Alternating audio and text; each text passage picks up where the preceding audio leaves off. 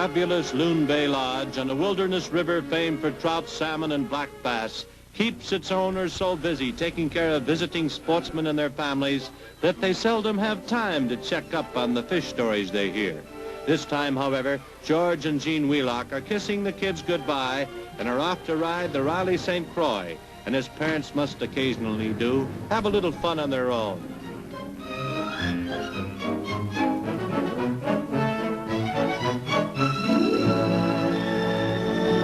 The guides are waiting for the boss. Beecher Scott and Elmo Wright, two prime pundits of the paddle, and other things traditionally woodsy in Canada. Living as they do right on the St. Croix River, the wilderness boundary between Maine and New Brunswick, George and Jean love it when that light chestnut canoe slides out over the water and they feel the pull of the river's current.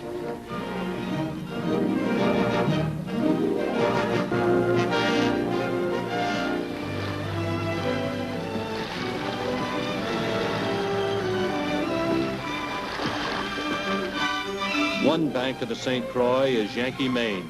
The other is Canadian New Brunswick. During the War of 1812, residents on both sides took a pledge not to fight each other.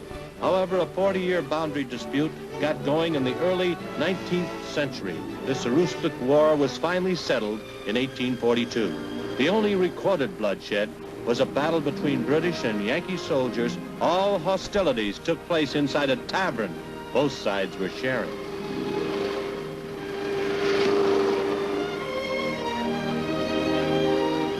Now, of course, the St. Croix is a great river, loaded with sporting fish and spine-tingling rapids. Beecher is ready with pole and paddle. No motor here. Away goes Jean into the swirling white water.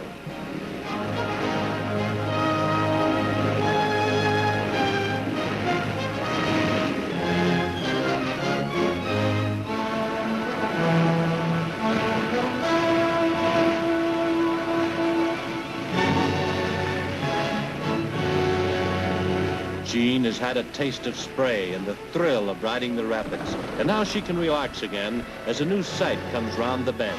It's a log drive. New Brunswick's pulp logs are piled up all winter, and then come spring, there's a big drive to the paper mills near the sea. Your next year's Sunday newspaper is being nudged along with pike, pole, and peavy by the lumberjacks.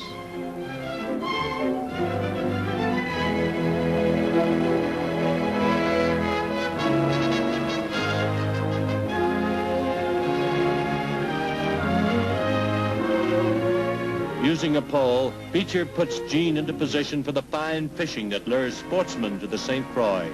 Jean is using a spinning rod. The line comes off the reel like thread off a spool, and bingo, Jean has a strike.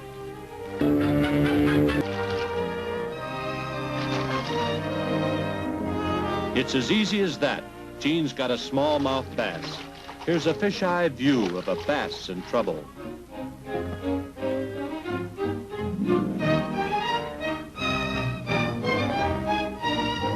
That's the beauty of spinning from a canoe. Cast anywhere and play your fish in comfort. And now, here he comes, a nice wild bass.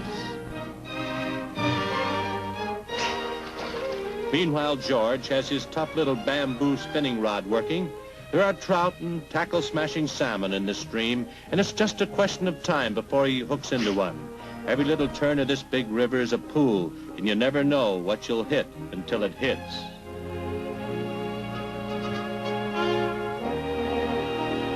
There, a speckled trout, and George plays it on his thread line.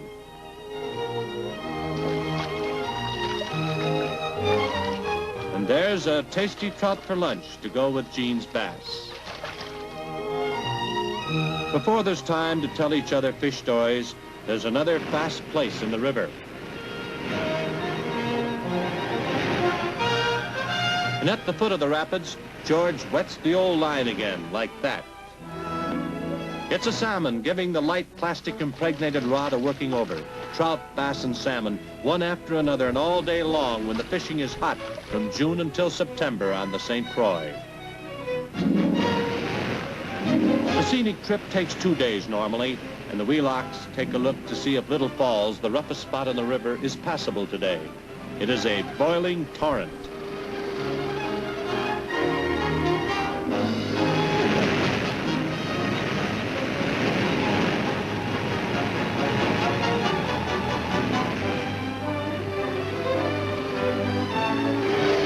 party decides to spend the night and tackle Little Falls in the morning.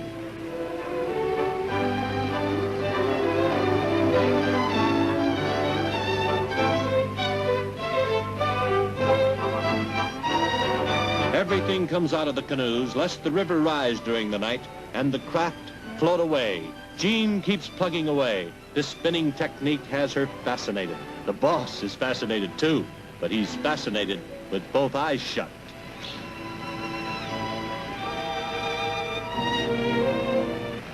The roar of the river provides dinner music.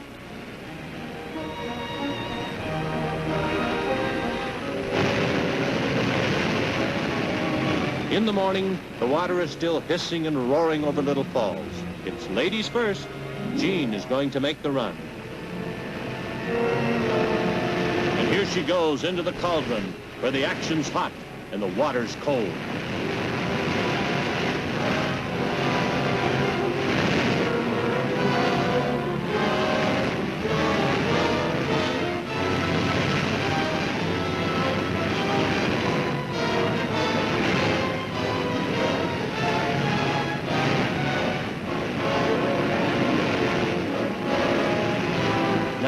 It's George's turn.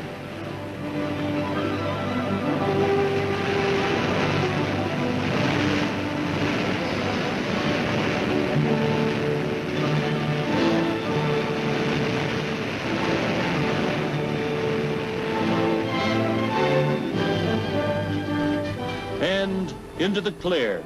When pole and paddle are in the hands of expert rivermen, there's never a mishap on New Brunswick's rivers. Back home, the Wheelock children are waiting to hear tall tales of the trip straight from Mama herself. Not just from Fisherman Dad, who tradition says is to be listened to with polite respect, but taken with a grain of salt. And George and Jean and family head up the hill to Loon Bay Lodge, full of the fishing fun and the whitewater thrills of a New Brunswick canoeman's holiday.